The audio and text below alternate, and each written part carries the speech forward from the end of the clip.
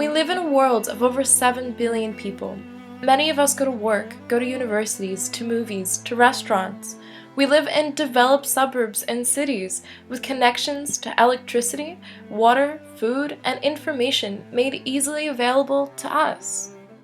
And yet the World Food Program estimates 842 million people experience persistent hunger. 98% of those people live in developing countries. The impact of persistent hunger? Poor nutrition is the cause of nearly half of deaths in children under 5, about 3.2 million children a year. 1 in 4 of the world's children are stunted as well. In developing countries, that proportion can increase to 1 in 3. By not addressing the roots of this problem, we are allowing about half of our incoming generation's deaths to be a result of malnourishment.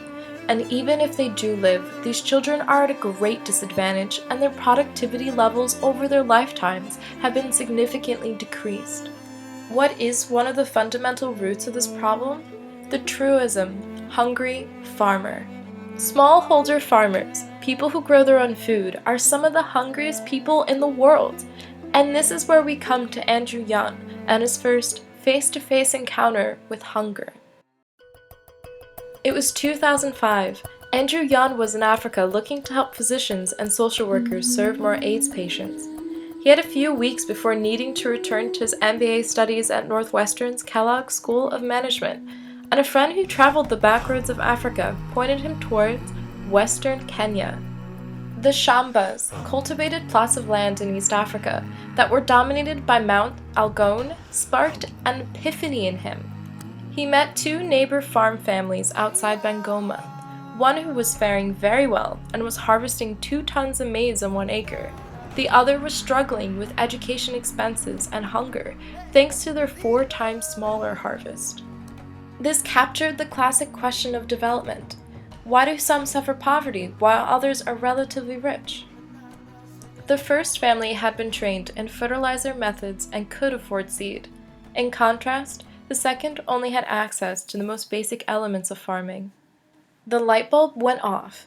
Andrew saw the significance of providing farmers with technology and knowledge. I was both inspired by an incredible need that I saw, but I felt like for the first time in my life I had the tools at hand to really make a difference.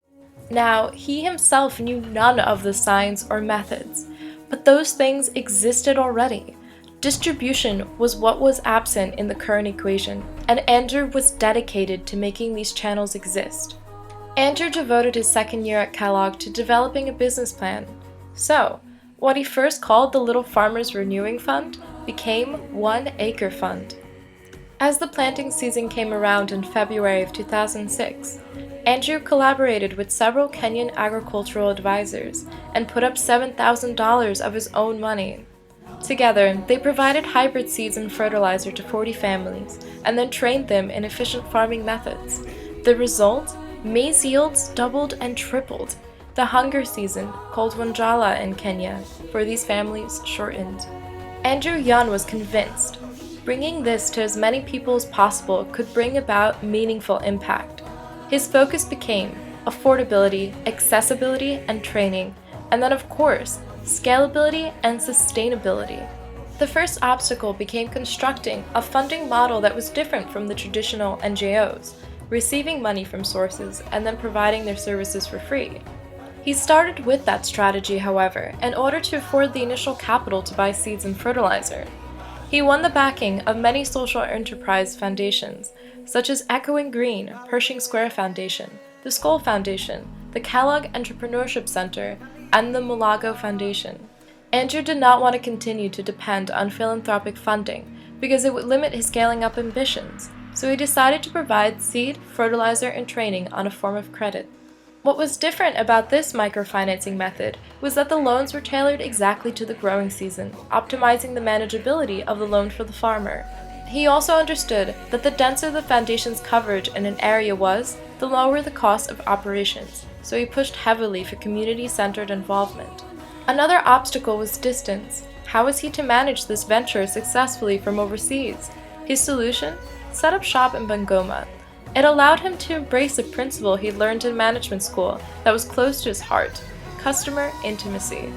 It was the best way for him to ensure that his work was making its way into the fields. He also hired locals to become the fund's representatives in those areas, thus providing further employment and opportunity for the area, and maximizing the program's effectiveness. Yet another obstacle was the trial and error of building the program. For instance, they promoted passion fruit cultivation that ended up being too complicated for the farmer and far too risky, and was a failed venture in the end. At any given time, One Acre Fund has more than 20 new products or services in research and development. An additional obstacle is accessing better seeds and promoting crop diversity. The Foundation's attempts in 2011 to gain access to better hybrid seeds for beans were met with bureaucracy and many complications. Nonetheless, the fund still pushes for it.